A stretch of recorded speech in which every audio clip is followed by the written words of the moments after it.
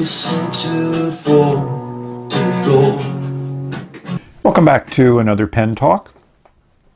Some of you may recognize this box. The model of the pen is very visible here. The maker of the pen, or at least the distributor of the pen, is also very visible.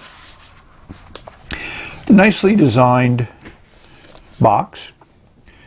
Not too big, serves its function, gives you information.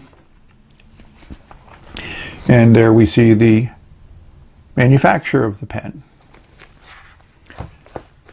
As we slide out the box, we see another nice presentation format. You know, the faux leather, the nice stitching, kind of something that's very popular now in a lot of automobiles. Contrast stitching goes all the way around. Again, something a little bit different, and something I admire that has been done in this presentation format. As you open up the box, you really see the focus of our interest, which is the pen. In the top is some literature.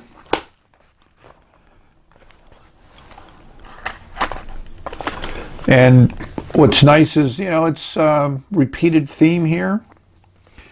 We turn over on the back, we see the other thing which I think is unique. They're good at labeling it, the Cairo, the date of purchase, and the dealer stamp.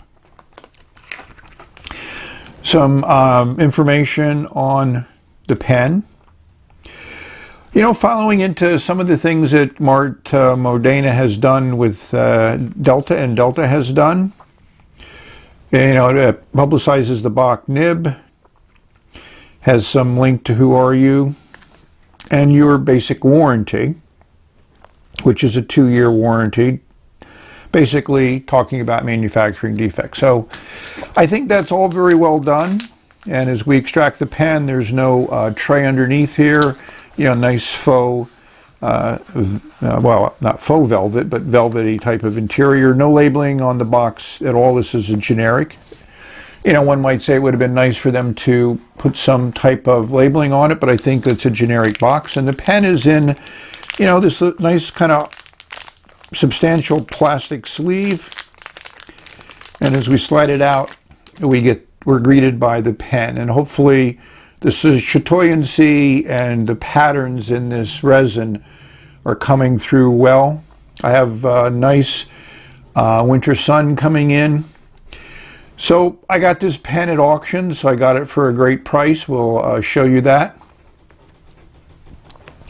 And I think this color combination is very unique. You know, I didn't expect so much to Chatoyancy in this ivory white cap material here, but it is quite nice.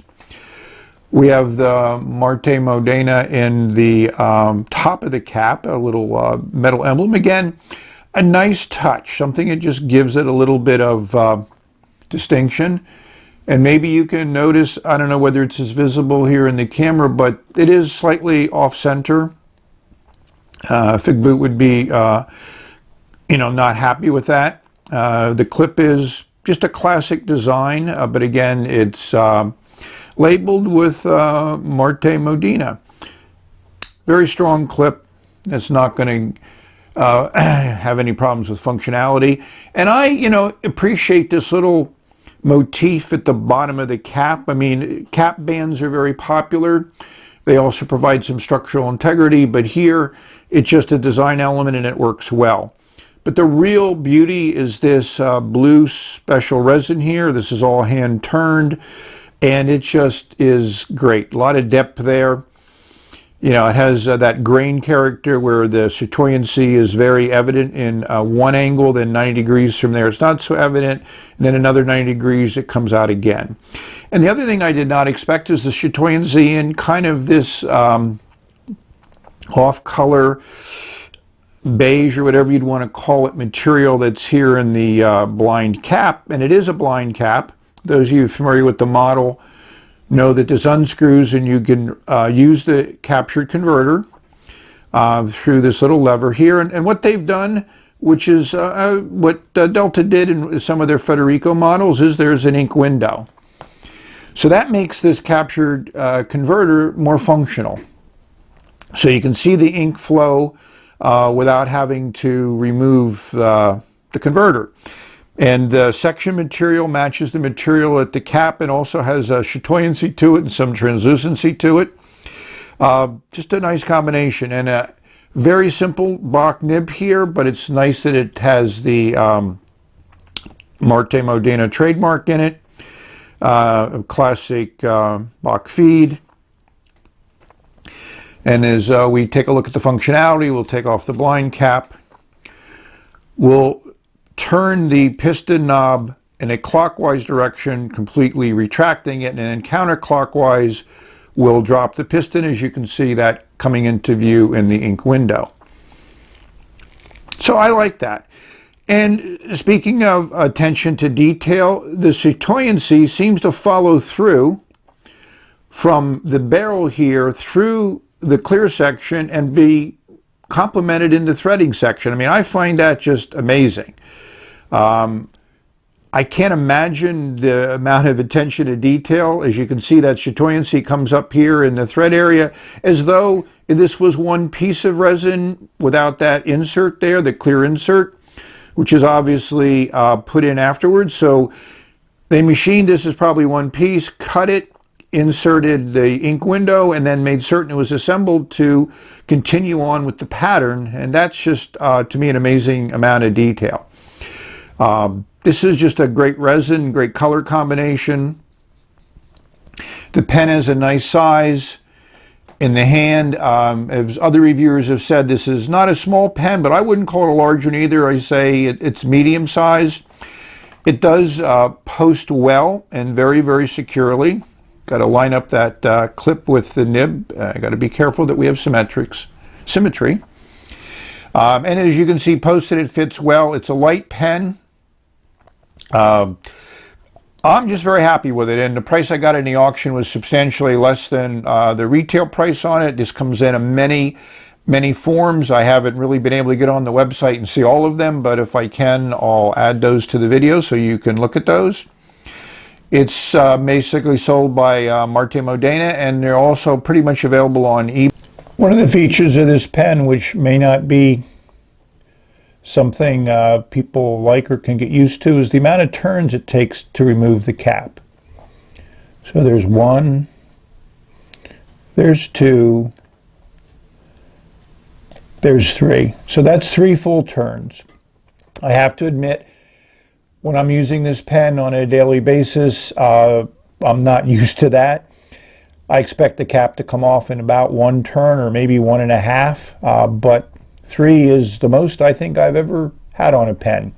So I know a couple other reviewers have made comments about it. Some of them feel that might be a showstopper, but I'm not exactly certain why they designed it that way. You know, the threads are deep, but they could, have multiple threading here that could have given them the same type of thread contact. And again, you can see that chatoyancy that goes from the barrel to the thread. So I thought you guys needed to know that because some people might find that to be something they don't like. Size comparison. The Citizen's pen, the Delta Federico, very similar design, capture converter, blind cap, your Pelican M800, your TRISBY 580, and your Lamy Safari. All of them are pretty much all the same length. They vary a little bit in girth. Next, we'll take a look at the nibs and the sections. So, looking at nibs and sections, and the Citizen's pen certainly does have a decent sized nib on it, but in this group it's plain, kind of plain like the TRISBY is, and of course the nib on the Lamy really doesn't fit into this group, but again, using it as comparison, you can see the section sizes. The Federico is definitely the beefier one. The M800 is next, followed closely by the Citizen, and then the 580, and then finally the unique section on the Lamy Safari. As my regular viewers know, the real review of a pen is when the nib touches paper, and how does it feel? Do you like writing with it? Does it lay down a good line? Does it write consistently? Does it write day in and day out?